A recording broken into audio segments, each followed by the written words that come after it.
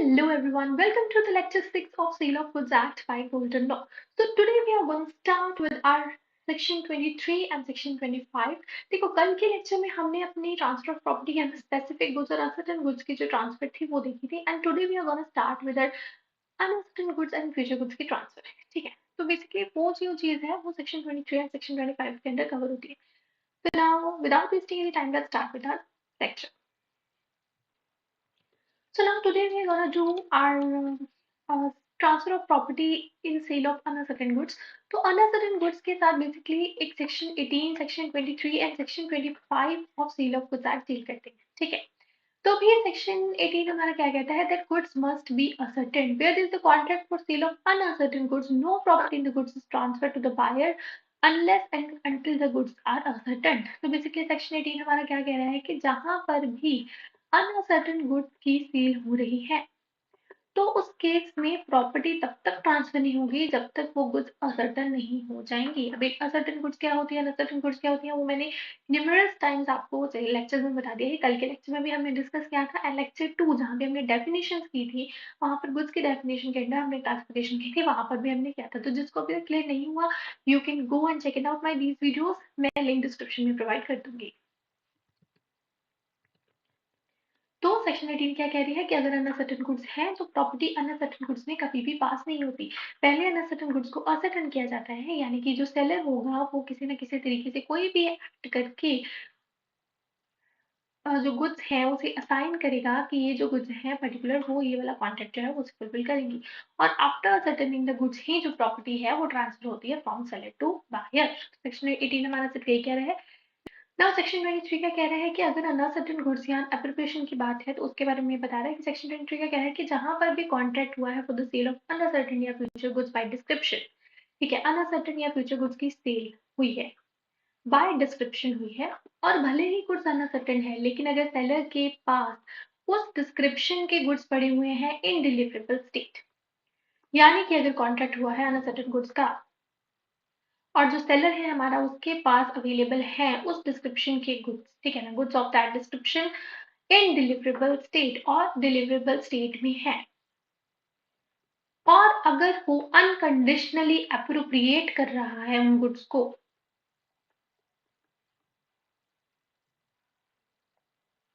For example एक seller के पास 1000 bags पड़े हैं राइस के, ठीक है।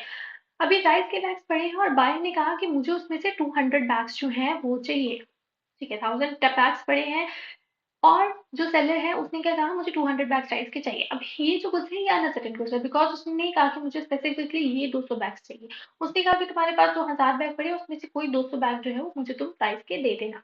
अब ये क्या है, ये अनसर्टेन गुड्स है। तो अगर सेलर के पास उस टाइम पे 200 बैग पड़े हुए हैं राइस के, ठीक है ना, अनसर्टेन गुड्स हो गए, और उस डिस्क्रिप्शन के गुड्स जो है वो सेलर के पास पड़े हुए हैं डिलीवरेबल स्टेट, 200 बैग पड़े हैं, पैक पड़े हैं, बने हुए बैग पड़े हैं, ठीक है। और अगर सेलर उन गुड्स को अनकंडीशनली अप्रोप्रिएट कर देता है, अभी अनकंडीशनली अप्रोप्रिएशन का मतलब क्या होता है, अप्रोप्रिएशन का मतलब होता है असर्टन करना, ठीक है। जब सेलर कोई भी एक्ट करता है कि ये जो पर्टिकुलर गुड्स है मतलब ये इसे मैं इस कॉन्ट्रैक्ट के लिए असाइन कर रहा हूँ, ठीक है ना, तो जब वो असर्टन कर रहा है गुड्स को दैट मीन्स अप्रोप्रिएशन। और अगर वो ये अप्रोप्रिएशन अनकंडीशनली कर रहा है, अभी अनकंडीशनली एप्रोप्रिएट क्या होता है, अभी एप्रोप्रिएट का पता लगा, अभी अनकंडीशनली क्या होता है कि बिना किसी कंडीशन के सेलर ने गुड्स को एप्रोप्रिएट किया था, मतलब कोई कंडीशन नहीं लगाई थी कि अगर पेमेंट करोगे तभी आपको गुड्स मिलेंगी, अगर आप इतने टाइम में ले जाओगे, मतलब कोई भी कंडीशन नहीं लगाई थी। अनकंडीशनली अगर गुड्स को एप्रोप्रिएट कर रहा है जो सेलर है तो उस केस में जो प्रॉपर्टी है वो पास हो जाती है। अभी वो जो एप्रोप्रिएशन है वो अगर तो सेलर कर रहा है तो with the assent of buyer होनी चाहिए, और अगर बाय कर रहा है तो with the assent of seller होनी चाहिए। तो उस टाइम पे जो प्रॉपर्टी है वो पास हो जाती है। वो एक्सप्रेस भी हो सकता है एंड इम्प्लाइड भी हो सकता है, ठीक है। फिर से एक बार देख लेते हैं कि अगर जो कॉन्ट्रैक्ट है वो अनसर्टेन गुड्स या फ्यूचर गुड्स का है बाय डिस्क्रिप्शन, ठीक है, अगर वो सेल हो रही है वो बाय डिस्क्रिप्शन हो रही है और जो सेलर है उसके पास उस डिस्क्रिप्शन की गुड्स जो है वो पड़ी हुई है डिलीवरेबल स्टेट में है, और सेलर अगर उसे अनकंडीशनली अप्रोप्रिएट कर देता है, अप्रोप्रिएट मतलब असर्टेन करना, ठीक है, वो गुड्स को मतलब वो गुड्स को असाइन कर रहा है कि ये वाला जो गुड्स है ये इस कॉन्ट्रैक्ट को फुलफिल करेंगे, एंड अनकंडीशनली कर रहा है, बिना किसी कंडीशन के कर रहा है कि कोई पेमेंट की कंडीशन कोई टाइम की कंडीशन नहीं लगाया, और वो जो एप्रोप्रिएशन कर रहा है वो दूसरी पार्टी की कंसेंट से कर रहा है। अभी जो एप्रोप्रिएशन है वो एक्स्ट्रा, अभी जो कंसेंट है वो एक्सप्रेस भी हो सकता है, इम्प्लाइड भी हो सकता है। तो उस केस में जो प्रॉपर्टी है वो पास हो जाती है फ्रॉम सेलर टू बायर। अभी फॉर एग्जांपल,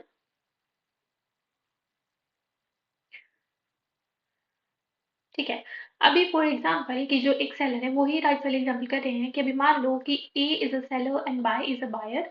ठीक है, अभी जो ए है उसके पास 1000 kg,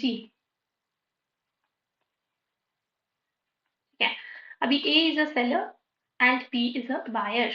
तो अभी जो ए है उसके पास 1000 किलो ऑफ राइस पड़े हुए हैं।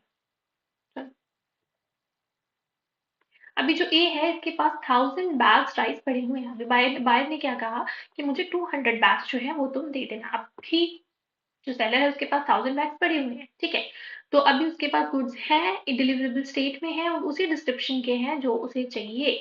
तो उस केस में जो प्रॉपर्टी है, और अगर वो इन 1000 बैग्स में से 200 बैग्स जो है वो बी के कॉन्ट्रैक्ट को असाइन कर देगा, लेबल कर दे या कुछ भी कर दे, अलग से रख दिए उसने, अप्रोप्रिएट कर दिए, और अप्रोप्रिएशन भी अनकंडीशनल की है, कोई राइट ऑफ डिस्पोजल कोई भी राइट अपने पास नहीं रखा है, अनकंडीशनली अप्रोप्रिएट करता है with the consent of buyer. तो उसी केस में जो प्रॉपर्टी है वो पास हो जाती है, ठीक है। एक बार रिक्वायरमेंट देख लेते हैं। अप्रोप्रिएशन होनी चाहिए, मतलब कि जो सेलर है वो बायर को प्रॉपर्टी, जो सेलर है वो क्या कर रहा है, वो गुड्स को अप्रोप्रिएट कर रहा है, कोई भी ऐसा एक्ट कर रहा है जैसे लेबल कर दिया या कुछ भी ऐसा ऐड करा है जिससे ये चीज कि ये जो गुड्स हैं वो सेलर ने इस कॉन्ट्रैक्ट के लिए अप्रोप्रिएट कर दिए हैं, ठीक है, इस कॉन्ट्रैक्ट को साइन कर दिया है, तो दैट इज अप्रोप्रिएशन। अभी साइन होना चाहिए, अगर सेलर जो है वो अप्रोप्रिएशन कर रहा है तो उसको बायर का कंसेंट चाहिए, और अगर बायर अप्रोप्रिएशन कर रहा है तो सेलर का कंसेंट होना जरूरी है ना। जो अप्रोप्रिएशन की जा रही है वो कॉन्ट्रैक्ट जो डिस्क्रिप्शन में गुड्स थी उसकी होनी चाहिए, और बायर के पास वो गुड्स, सेलर के पास जो गुड्स हैं वो डिलीवरेबल स्टेट में होनी चाहिए, और कंडीशनल एप्रोप्रिएशन नहीं होनी चाहिए, अनकंडीशनल एप्रोप्रिएशन होनी चाहिए, ये हमारी रिक्वायरमेंट्स होती है। Now is it clear? तो सेक्शन 23 का वन क्लॉज बेसिकली ये चीज हमें समझ आ रही है, ये चीज हमें समझ आ रही है कि सेक्शन 23 में ये चीज क्लियर है। जो सेक्शन 18 में कहा गया था कि गुड्स अनसर्टेन कभी पास नहीं होती, अगर वो गुड्स अनसर्टेन है तो भी हम उसको पहले अप्रोप्रिएट कर रहे हैं, असर्टेन कर रहे हैं गुड्स को, ओनली इन दैट केस जो प्रॉपर्टी है वो पास हो रही है, ठीक है। तो अगर अनसर्टेन गुड्स है इवन देन उसको अप्रोप्रिएट किया जाएगा, अनकंडीशनली अप्रोप्रिएट किया जाएगा, तब ये प्रॉपर्टी जो है वो सेलर से बायर को पास होती है, ठीक है। अभी section 23 subsection 2 is example for section 23 subsection 1। अभी सेक्शन 23 सबसेक्शन 1 में क्या क्या कहा था, क्या कहा गया था कि जो गुड्स हैं वो अनकंडीशनली अप्रोप्रिएट होनी चाहिए, ये कहा गया था ना। तो अभी अनकंडीशनली अप्रोप्रिएशन का क्या मतलब है कि जो सेलर है उसने राइट ऑफ डिस्पोजल अपने पास नहीं रखा हो, ठीक है। तो अनकंडीशनली अप्रोप्रिएशन की एग्जांपल ही बेसिकली सेक्शन 23 सबसेक्शन 2 जो है वो बता रहा है that where in pursuance of the contract the seller delivers the goods to buyer और टू कैरियर। जहां पर भी सेलर जो है वो गुड्स डिलीवर कर देता है बायर को या फिर कैरियर को, for the purpose of transmission to the buyer, और राइट ऑफ डिस्पोजल अपने पास नहीं रखता। राइट ऑफ डिस्पोजल क्या मतलब क्या होता है कि उसके पास राइट होता है डिस्पोज करने का गुड्स को, अगर वो चाहे तो वो बायर को गुड्स देगा, अगर वो चाहे तो नहीं देगा, तो उसके पास राइट ऑफ डिस्पोजल होता है। तो अगर सेलर बायर को या फिर कैरियर को गुड्स दे देता है, कैरियर को गुड्स दे देता है वो ट्रांसमिशन, अगर देखो बायर को दे दी तो बात खत्म होगी, अगर कैरियर को दे रहा है कि तुम बायर के पास ये गुड्स ले जाओ ट्रांसमिशन के लिए, और कोई भी राइट अपने पास नहीं रखता, तो यही माना जाता है कि उसने राइट ऑफ डिस्पोजल को रिजर्व नहीं रखा और गुड्स को अनकंडीशनली अप्रोप्रिएट कर दिया है, ठीक है। सेक्शन 23 सबसेक्शन 2 क्या कह रहा है कि अगर सेलर ने गुड्स या तो बायर को दे दी है या कैरियर को दे दी है या बेली को दे दी है और राइट ऑफ डिस्पोजल अपने पास नहीं रखा, कोई कंडीशन नहीं लगाई, तो यही माना जाएगा कि गुड्स को अनकंडीशनली अप्रोप्रिएट कर दिया गया है बाय सेलर, ठीक है। अभी सेक्शन 23 सबसेक्शन 2 क्या कह रही है, एग्जाम्पल दे रही है जहां पर जो बायर है उसने राइट ऑफ डिस्पोजल को, सॉरी सेलर जो है उसने राइट ऑफ डिस्पोजल को अपने पास रिजर्व नहीं रखा। नाउ सेक्शन 25 जो बात कर रहा है वो क्या कर रहा है, reservation of right of disposal की, ठीक है। कि जब सेलर राइट ऑफ डिस्पोजल अपने पास रखता है तो उसके रिगार्डिंग ये प्रोविजन है that where is the contract for the sale of specific or where goods are subsequently appropriated to the contract.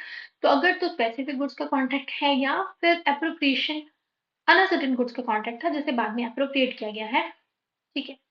जो सेलर है by the terms of the contract और एप्रोप्रिएशन जो राइट ऑफ डिस्पोजल है वो अपने पास रख सकता है until certain conditions are fulfilled. क्या कह रहा है हमारा सेक्शन 25 सबसेक्शन 1 कि चाहे गुड्स स्पेसिफिक गुड्स का कॉन्ट्रैक्ट हो चाहे अनसर्टेन गुड्स का कॉन्ट्रैक्ट हो जिसे बाद में एप्रोप्रिएट किया गया है, जो सेलर है वो राइट ऑफ डिस्पोजल को रिजर्व करके रख सकता है until certain conditions are fulfilled.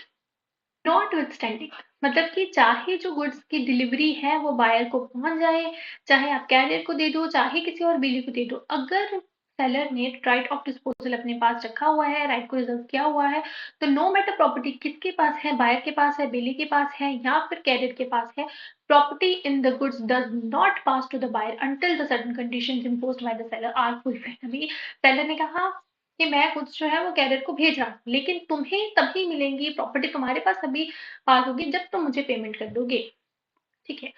तो उस केस में प्रॉपर्टी पास नहीं होगी, बायर ओनर नहीं बनेगा। इवन इन दैट केस अगर सेलर ने बायर को भी गुड्स हैंड ओवर कर दिए हैं पर उसने कहा है कि तुम्हारी ओनरशिप इस गुड्स पे तभी आएगी जब तुम मुझे मेरी पेमेंट दे दोगे, तो भले ही पोजेशन बायर के पास चली जाए लेकिन ओनरशिप जो है प्रॉपर्टी तभी पास होगी जब जो बायर है वो सेलर को पेमेंट करेगा। जब तक वो सेलर को पेमेंट नहीं कर रहा है he may be the possessor of goods but he can't be owner of the goods, ठीक है। तो सेक्शन 25 से सेक्शन 2 क्या कह रहा है कि अगर गुड्स चाहे रेलवे एडमिनिस्ट्रेशन को दी गई हैं, बाय रेलवे निकाली गई हैं या फिर बिल ऑफ लैडिंग और रेलवे स्लिप वगैरह दी गई हैं, बट गुड्स जो है वो डिलीवरेबल हो सकती हैं to the order of seller. मतलब अगर सेलर ऑर्डर देगा तभी गुड्स डिलीवर होंगी, तो उस केस में यही माना जाता है कि जो सेलर है उसने राइट ऑफ रिजर्वेशन को रिजर्व करके रखा हुआ है, ठीक है। देन सेक्शन 25 सेक्शन 3 क्या कह रही है कि अगर सेलर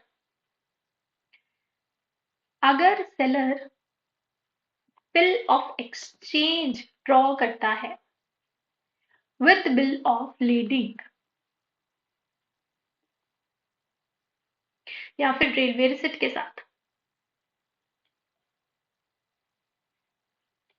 अगर जो सेलर है वो बिल ऑफ एक्सचेंज को ऑनर नहीं करता, मतलब बिल ऑफ एक्सचेंज बेसिकली क्या होता है कि उसमें बेसिकली पेमेंट करता है बायर जो है वो सेलर को, ठीक है। तो अगर बिल ऑफ एक्सचेंज को ऑनर नहीं करेगा सेलर तो उसे बिल ऑफ लीडिंग भी रिटर्न करना पड़ेगा। बेसिकली सेक्शन 25 में सेक्शन 3 कह रहा है कि अगर सेलर जो है वो बिल ऑफ एक्सचेंज और बिल ऑफ लीडिंग को एक साथ बायर को भेजता है, ठीक है, और वो बायर जो है उसके पास ये कंडीशन है कि वो बिल ऑफ लीडिंग को मतलब कि गुड्स को तभी एक्सेप्ट कर सकता है अगर वो बिल ऑफ एक्सचेंज को ऑनर करे और पेमेंट करे, और अगर वो पेमेंट नहीं कर रहा तो वो बिल ऑफ लीडिंग में जो है वो उसे एक्सेप्ट नहीं कर पा रहा, तो उस केस में यही माना जाएगा कि जो सेलर था उसने राइट ऑफ डिस्पोजल को रिजर्व करके रखा हुआ है। तो इन दैट केस अगर इवन जो बायर है वो रॉन्गफुली बिल ऑफ लीडिंग को रिजर्व करके रखेगा और गुड्स को अपने पास रख भी लेगा, इवन देन जो गुड्स हैं उसको पास नहीं होंगे बिकॉज उसने बिल ऑफ एक्सचेंज को ऑनर नहीं किया, ठीक है। So is it clear? एक बार ये सारी के सारे सेक्शन हम ओवरव्यू कर लेते हैं, इट वुड बी उसके बाद हम सेक्शन 26 करेंगे। तो बेसिकली सेक्शन 18 क्या कह रही है कि अगर अनर गुड्स है तो उस केस में जो प्रॉपर्टी है वो कभी भी बायर को पास नहीं होगी, प्रॉपर्टी को पहले असर्टन करना पड़ेगा, उसको पहले असर्टन करना पड़ेगा, ओनली देन जो प्रॉपर्टी है वो सेलर से बायर को पास होगी, ठीक है। नाउ सेक्शन 23 क्या कह रही है कि अगर कॉन्ट्रैक्ट हुआ है अनसर्टेन गुड्स का या फ्यूचर गुड्स का बाय डिस्क्रिप्शन, ठीक है, बाय डिस्क्रिप्शन अगर जो कॉन्ट्रैक्ट हुआ है अनसर्टेन या फ्यूचर गुड्स का और जो गुड्स हैं वो डिलीवरेबल स्टेट में उस डिस्क्रिप्शन के सेलर के पास पड़ी हुई, ठीक है। जो कॉन्ट्रैक्ट हुआ था डिस्क्रिप्शन बाय डिस्क्रिप्शन हुआ था ऑफ अनसर्टेन गुड्स का और सेलर के पास डिलीवरेबल स्टेट में उस डिस्क्रिप्शन के गुड्स पड़े हुए हैं और सेलर अगर उसे अनकंडीशनली अप्रोप्रिएट कर देता है, अप्रोप्रिएट मतलब सर्टन कर देता है और बिना किसी कंडीशन के कर देता है, no condition as to payment, no condition as to time, और दूसरी पार्टी की कंसेंट से करता है, यानी कि बायर की कंसेंट से करता है, और अगर बायर कर रहा है तो सेलर की कंसेंट से कर रहा है, चाहे वो कंसेंट एक्सप्रेस हो चाहे इम्प्लाइड हो, तो प्रॉपर्टी जो है वो पास हो जाती है उसी टाइम पे जब उसने अप्रोप्रिएट किया था गुड्स को with the consent of other party. Was an example of unconditional appropriation कि अगर सेलर चाहे बायर को गुड्स दे रहा है, चाहे कैरियर को दे रहा है, चाहे बिली को दे रहा है, और अगर वो राइट ऑफ डिस्पोजल को रिजर्व करके नहीं रखा, मतलब उसने कोई कंडीशन नहीं लगाई, तो उस केस में यही माना जाता है कि गुड्स को अनकंडीशनली अप्रोप्रिएट किया गया है। ठीक है, देन आ गया हमारा सेक्शन 25। सेक्शन 25 बेसिकली बताता है कि कब जब राइट ऑफ डिस्पोजल को रिजर्व किया जाता है बाय सेलर। ठीक है, तो जहां पर भी चाहे गुड्स, जो चाहे कॉन्ट्रैक्ट है वो स्पेसिफिक गुड्स का हो, चाहे कॉन्ट्रैक्ट असर्टेन गुड्स का हो, ठीक है, जो सेलर है उसके पास ऑप्शन होती है कि वो राइट ऑफ डिस्पोजल को रिजर्व करके रख सकता है until the conditions are fulfilled. Now basically mostly जो राइट ऑफ डिस्पोजल है वो पेमेंट के लिए ही रिजर्व करके रखा जाता है। ठीक है, तो अगर उसने राइट ऑफ डिस्पोजल को रिजर्व करके रखा है, तो जब तक जो भी कंडीशन वगैरह है वो फुलफिल नहीं होती है, प्रॉपर्टी पास नहीं होती, चाहे डिलीवरी बायर को हो जाए, चाहे बेली को हो जाए, चाहे कैरियर को, किसी को भी हो जाए, लेकिन जब तक कंडीशन फुलफिल नहीं होगी प्रॉपर्टी पास नहीं होगी। ठीक है, अभी सेक्शन 25 सब सेक्शन 2 क्या कह रही है कि अगर डेरिवेटिव एडमिनिस्ट्रेशन को गुड्स दी है या किसी भी और कंपनी को, मतलब किसी भी बीच के कैरियर को गुड्स दी है, और अगर सेलर ने कहा है कि इसकी डिलीवरी तुम तब तक नहीं करोगे जब तक मैं ऑर्डर नहीं करूंगा, तो तब यही माना जाता है कि जो राइट ऑफ डिस्पोजल है वो सेलर ने अपने पास रिजर्व करके रखा है। ठीक है, देन आ गया 25।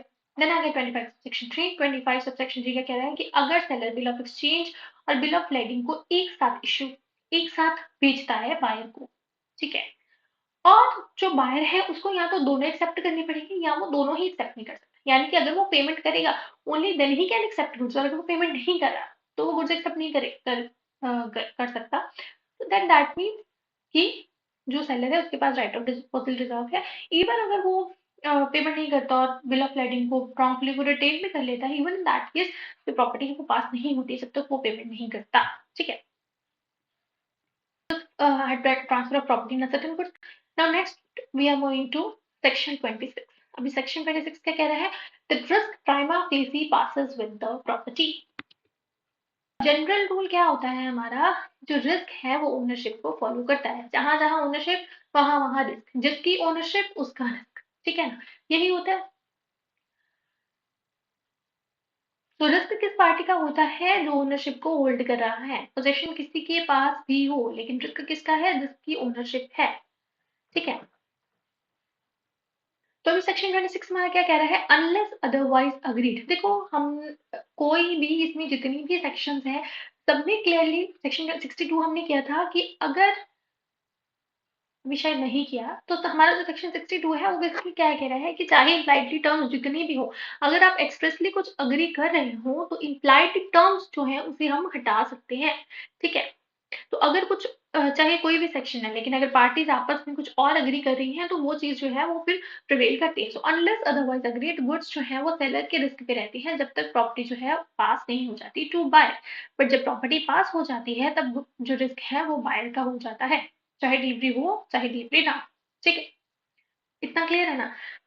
तो रिस्क फॉलो ओनरशिप। तो अगर रिस्क किसका होगा? अगर सेलर की प्रॉपर्टी है पास नहीं हुई है तो सेलर का होगा, अगर प्रॉपर्टी पास हो गई है तो बायर का होगा। डिलीवरी चाहे हुई हो चाहे ना हुई हो, पोजेशन चाहे सेलर के पास हो चाहे बायर के पास हो, लेकिन ओनरशिप जिसकी होती है रिस्क उसका होता है, लॉस हुआ तो उसको ही होगा। ठीक है, provided that where delivery has been delayed through the fault of either party, the goods are at the risk of the party in fault as regards any loss which might not have occurred but for such fault. तो अगर delivery किसी particular party की वजह से delay हुई है, ठीक है, मान लो कि सेलर ने कहा था कि मेरी तो प्रॉपर्टी तैयार है लेकिन बायर कह रहा है कि नहीं नहीं अभी मैं नहीं लेके जाऊंगा, तो उस केस में जो लॉस है वो बायर को होगा। तो अगर किसी दोनों पार्टी में से किसी एक पार्टी का फॉल्ट है जिसकी वजह से डिलीवरी डिले हुई थी, तो जिस पार्टी का फॉल्ट होगा लॉस उसका होगा, उसकी रिस्क पे होगी। अदरवाइज द ownership जिसकी है रिस्क उसका। So it is a provision, it is a provision for our section 26 कि जिसका रिस्क जिसकी ओनरशिप उसका रिस्क, उसके लिए ये प्रोविजन है कि अगर कोई पर्टिकुलर पार्टी इवन सेलर और बायर जानबूझ के डिले करे हैं या डिले कर रहे हैं डिलीवरी के लिए, तो जिस पार्टी का फॉल्ट होगा रिस्क भी उसका ही होगा। Provided also nothing, और एक और प्रोविजन है हमारे पास that nothing in this section shall affect the duties of liabilities of either seller or buyer of the bill or bill of the goods। देखो अभी बेली की जिसके पास पोजेशन होती है उसकी कुछ ड्यूटीज होती है एज अ बेली कि गुड्स को अच्छे तरीके से रखना है, जानबूझ के खराब नहीं करना है, ठीक है? उसके अच्छी तरीके से रीज़नेबल केयर करनी है, ये सारी बिजली की ड्यूटीज़ होती हैं। तो इवन दे आर सेइंग कि रिस्क ओनरशिप जो है वो रिस्क को मतलब जो ओनरशिप है, जहाँ-जहाँ ओनरशिप वहाँ-वहाँ रिस्क, ये चीज़ तो है, लेकिन इसका मतलब ये नहीं है कि जो पोज़ेसर होगा वो अपनी बिजली की ड्यूटीज़ भूल जाए। तो उसको एक रीज़नेबल केयर जो है वो करनी ही पड़ेगी एज़ अ बिजली, ठीक है?